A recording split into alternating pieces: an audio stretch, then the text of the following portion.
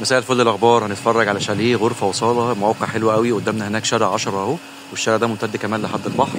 شاليه حلو جدا، اوضه وصاله وسعره جميل، مناسب طبعا للمصيف، اللي عايز يستثمر، عايز يأجر، او اللي عايز يفتح مكتب. هنا البلكونه مقفول، سقفها كله متغطي بالصاج والحديد، وباب الشاليه هنا كمان حديد.